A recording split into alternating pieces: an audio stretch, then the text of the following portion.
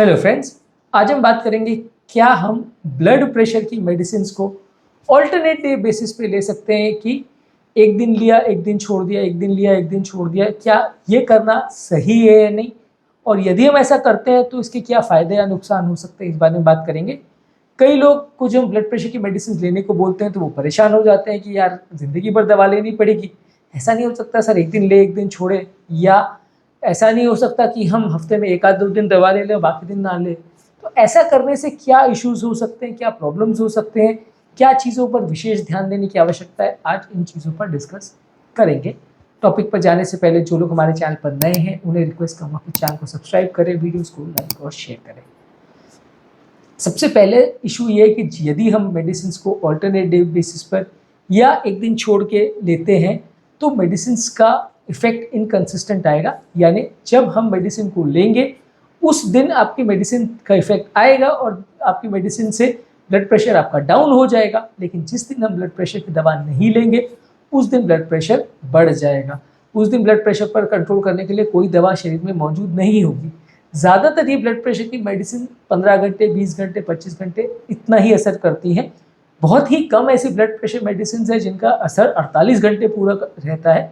ज़्यादातर blood pressure medicine का half life या ड्यूरेशन ऑफ एक्शन जो है वो 24 घंटे से कम होता है।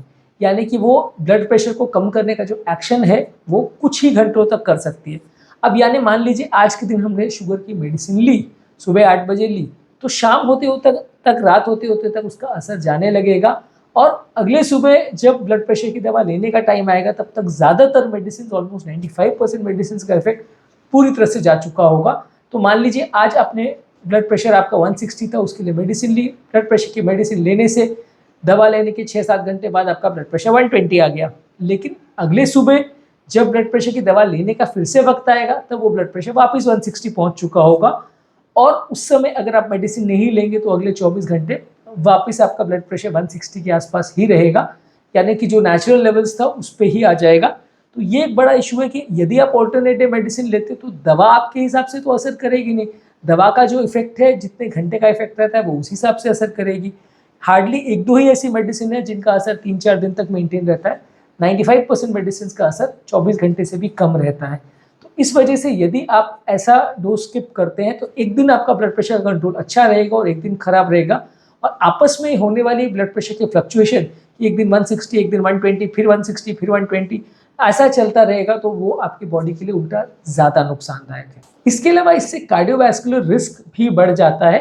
जब कभी ब्लड प्रेशर के लेवल्स बार बार फ्लक्चुएट करते हैं तो हार्ट के लिए रिस्क कई गुना बढ़ जाता है, क्योंकि ब्लड प्रेशर का कंट्रोल हार्ट का हमेशा स्टेबल होना चाहिए। इनफैक्ट 24 घंटे के अंदर होने वाले भी ब्लड प्रेशर की वेरिएबिलिटी हार्ट पेशेंट्स के लिए अच्छी नहीं मानी जाती है, और इनफैक्ट लकवे वाले पेशेंट के लिए तो ये और भी ज़्यादा डेंजरस है, क्योंकि ज़्यादातर ये देखा गया है कि जिन लोगों को ब्लड प्रेशर का ज़्यादा वेरिएशन होता है उनको लकवा होने का चांस ज़्यादा होता है। और बहुत सारे केसेस में ऐसा देखा गया है कि जिस दिन पेशेंट लकवे की मेडिसिन को मिस करता है मैक्सिमम लकवा उसी दिन होता है। ऐसा होने का कारण ये है कि नॉर्मली आपका ब्लड प्रेशर जो है दवा लेने पर 160 से 120 आ गया, लेकिन जिस दिन आप दवा छोड़ते हो तो कभी कभार ब्लड प्रेशर ओवरशूट कर जाता है, यानी कि 160 तक पहुंचने के बदले वो 180-200 तक पहुंच जाता है। ऐसा होने का कारण ये है कि मान लीजिए आपने किसी व्यक्ति को, एक एग्जांपल दे रहा हूँ कि किसी व्यक्ति को आपने अगर जेल में बंद कर दिया, एक कमरे में बंद कर दिया और 24 घंटे उसको बंद करके रखा। 24 घंटे बाद जब आप उस कमरे से उसको निकालोगे या जेल से निकालोगे तो वो जरूरी नहीं है कि उसका जो नॉर्मल बिहेवियर होगा वो ही करेगा, वो इनफैक्ट और ज़्यादा स्वच्छंद महसूस करेगा। इनफैक्ट 24 घंटे के अंदर जो वो टॉर्चर उसने झेला है बंद रहने का, उसके वजह से वो और ज़्यादा अब नॉर्मल बिहेव करेगा, और ज़्यादा मस्ती करने की कोशिश करेगा, अपनी फ्रीडम को और ज़्यादा एंजॉय करने की कोशिश करेगा, जिसकी वजह से उसकी एक्टिविटी जितनी नॉर्मल होती है उससे भी ज़्यादा हो जाएगी। मान लीजिए किसी गुंडे को आपने जेल से निकाल दिया 24 घंटे के बाद, तो वो और ज़्यादा उस समय उसकी क्रिमिनल मेंटालिटी है, और ज़्यादा उसकी फ्रीडम को वो एंजॉय करने की कोशिश करेगा जिस टाइम वो आज़ाद रहेगा, ये सोच के कि हाँ अगले 24 घंटे बाद तो वापस जेल में जाना है। तो ये चीज़ों के चक्कर में एक बॉडी भी एक तरह से, मैं ऐसा नहीं कह रहा हूँ कि क्रिमिनल मेंटालिटी है, लेकिन बॉडी भी वैसे बिहेव करती है, रिसेप्टर्स भी वैसे बिहेव करते हैं कि जब 24 घंटे वो दवा के कंट्रोल में पूरी तरह से बंधे हुए थे उस समय वो बहुत शांत बिहेव कर रहे थे और ब्लड प्रेशर को कम लेके बैठे हुए थे। लेकिन जब उस कंट्रोल से वो निकल गए तो वो ब्लड प्रेशर को नॉर्मल लेवल से भी और आगे लेके जा सकते हैं, यानी 160 से भी और 200 तक पहुंचा सकते हैं। और ये 200 ब्लड प्रेशर जब हो जाएगा या ये बहुत हाई ब्लड प्रेशर जब हो जाएगा सडनली, तो ये ज़्यादा डेंजरस होगा और इस समय ज़्यादा लकवा का चांस होने का या हार्ट अटैक होने का चांस होगा। स्ट्रोक का उल्टा ज़्यादा और रिस्पॉन्स होता है, क्योंकि हार्ट अटैक का ब्लड प्रेशर जो रिस्क फैक्टर है वो कंपेरेटिवली उतना इंपॉर्टेंट नहीं है जितना लकवों के लिए वो इंपॉर्टेंट है। इसलिए हार्ट अटैक की अपेक्षा लकवे का चांस और ज़्यादा बढ़ जाता है जब हम दवाओं को मिस करते हैं। इसके अलावा आपका दिन भर में ब्लड प्रेशर का जो वेरिएशंस आते रहते हैं वो भी अच्छा नहीं है। ज़्यादातर स्टडीज़ ने शो किया है कि हर चीज़ों के लिए, बीमारी के लिए ज़रूरी है कि आपका ब्लड प्रेशर लेवल्स जो है एक स्टेबल लेवल पर मेंटेन रहे, बहुत ज़्यादा फ्लक्चुएशन नहीं आए। यही कारण है कि अगर 3-4 से ज़्यादा दवाइयाँ पेशेंट को देनी होती है तो हम ऐसा कोशिश करते हैं कि वो दवाइयाँ हम डिवाइड करके दें, आधी सुबह आधी शाम को दें, ताकि एक 24 घंटे का हमें कंसिस्टेंट ब्लड प्रेशर लेवल मिले। लेकिन वहीं जब पेशेंट ऑल्टरनेट डे दवा लेने लगेगा तो ये पूरा कंट्रोल सिस्टम फेल हो जाएगा। मेडिसिन का एक हाफ लाइफ का सिस्टम होता है, यानी कि ज़्यादातर मेडिसिन का 6 घंटे या 8 घंटे या 12 घंटे ऐसा हाफ लाइफ होता है, जिसके बाद उसका असर लगभग बेसलाइन जितना था उससे आधा हो जाता है, यानी उसका ब्लड में कॉन्सेंट्रेशन हाफ हो जाता है। यूजुअली इसके हिसाब से कैलकुलेट किया जाता है कि दवा कितने घंटे तक अपने शरीर में असर छोड़ेगी। तो ज़्यादातर दवाओं में ये है कि पहला 4-6 घंटे जब आप दवा देते हो तो सबसे ज़्यादा असर होता है, उसके बाद वो धीरे धीरे करके असर कम हो जाता है। इसीलिए ही हम ज़्यादातर मेडिसिन को स्प्लिट डोज में देना प्रेफर करते हैं।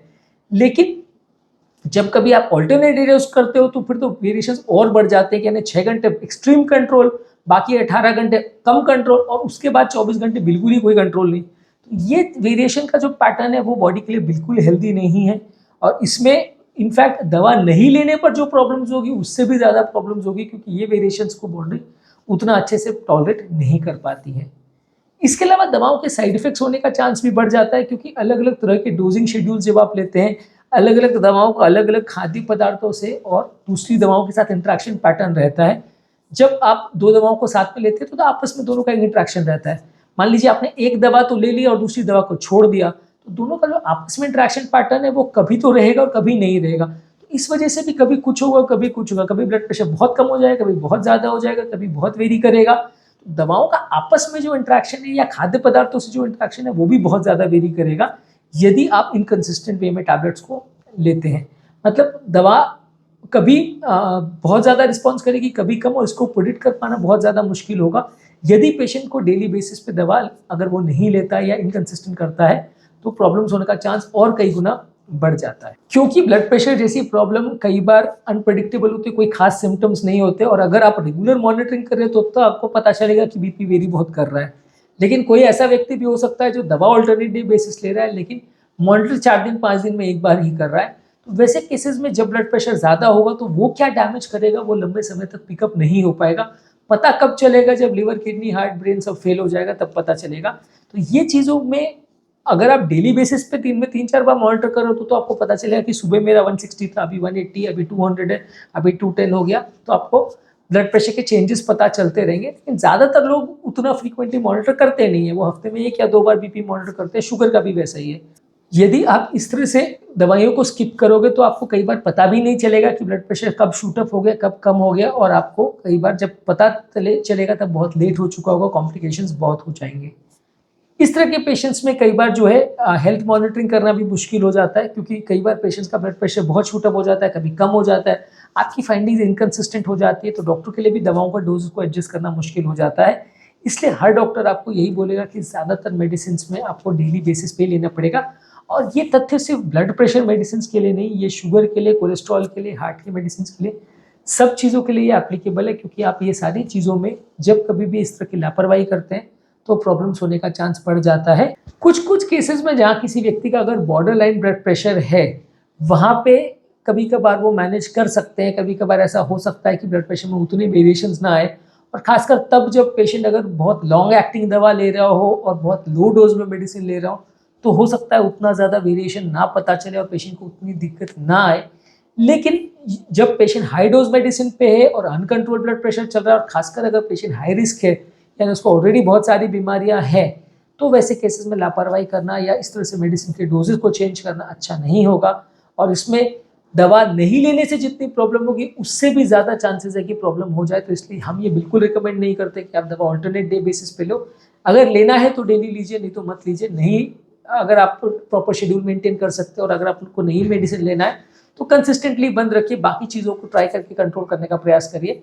लेकिन अगर ले रहे हैं मेडिसिन तो फिर वो अगर जो आप मेडिसिन आप ले रहे हैं उसका जो डोजिंग पैटर्न है उसको आपको फॉलो करना अनिवार्य है, नहीं तो वो दवा अच्छा असर नहीं करेगी और प्रॉब्लम्स करने का चांस और बढ़ जाएगा। उम्मीद करूँगा कि आज के टॉपिक में एक नई चीज़ पर डिस्कशन हुआ, इसलिए आपको एक नया कॉन्सेप्ट मिला होगा, एक नया डाउट आपका क्लियर हुआ होगा। जो लोग हमारे चैनल पर नए हैं उन्हें रिक्वेस्ट करूँगा कि चैनल को सब्सक्राइब करें, वीडियोज़ को लाइक और शेयर करें।